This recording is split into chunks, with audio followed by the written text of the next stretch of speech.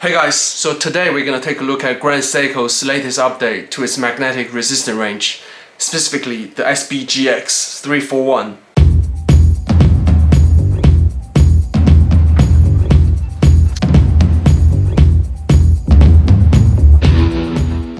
So I've recently acquired this watch from a Japanese dealer. I'm going to walk you through some of my thoughts about this watch and also why I bought it.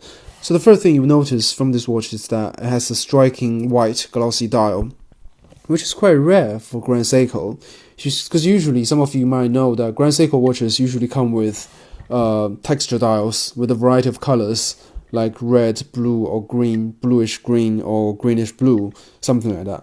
But don't get me wrong, I like most of Grand Seiko's styles, and I 100% admire what Grand Seiko does, especially in a world where everyone copies Rolex. I appreciate a brand like Grand Seiko who always come out with original designs and stay true to themselves. And you can see, apart from the obvious white backdrop, the main element on the dial is orange. The magnetic resistant writing and the seconds hand are both painted in orange.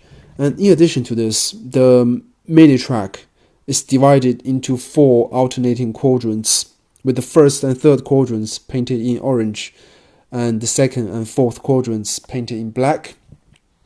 So I purchased this watch off eBay actually without seeing it in person. So I wasn't sure if the colors are gonna be too much to the point that they would bother me. But actually when I opened the watch box, no, it didn't bother me at all. I think it has the right amount of color that making the right contrast against the white dial, which is not too much that overpowers the overall look, but not too little that it gets lost on the dial.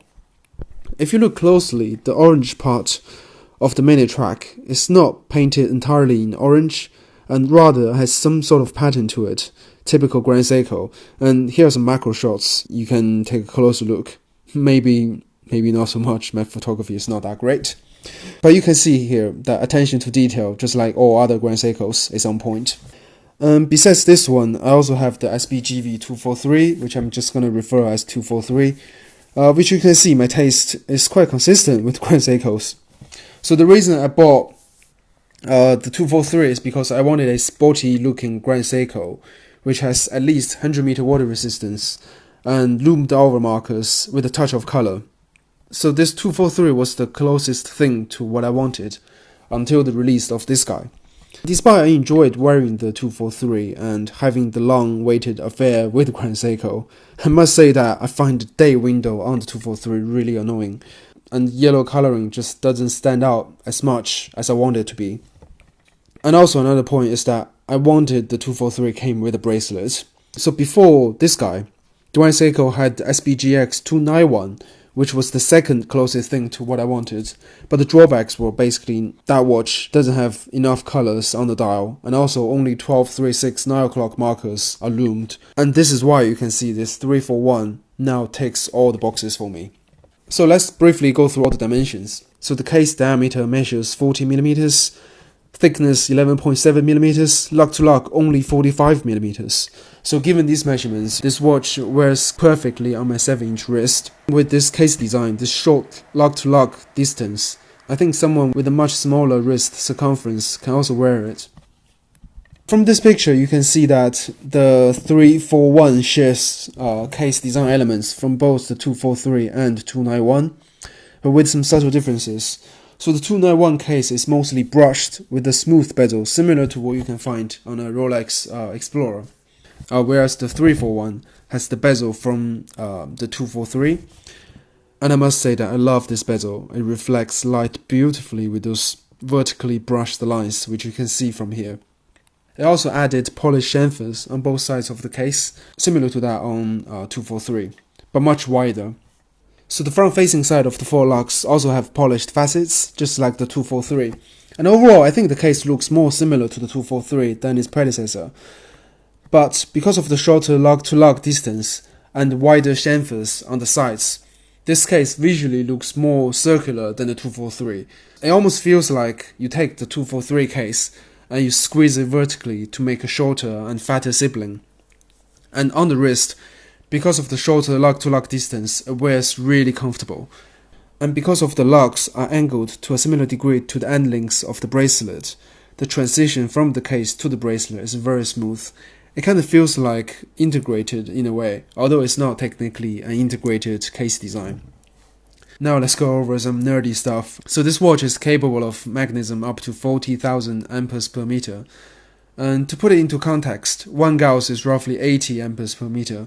Amperes per meter is the unit Grand Seiko used here. And some of you might know Rolex milligauss, for example, can withstand 1,000 Gauss of magnetism, which translates to 80,000 amperes per meter. So this Grand Seiko's magnetic resistance is half that of Rolex milligauss.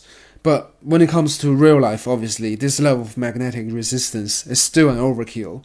The strongest magnet you probably encounter in daily life is just a fridge magnet, which is only about 100 Gauss, and that's when you come really close to it. A microwave oven, for example, from an inch away is only about 2 Gauss of magnetism. And finally, the movement.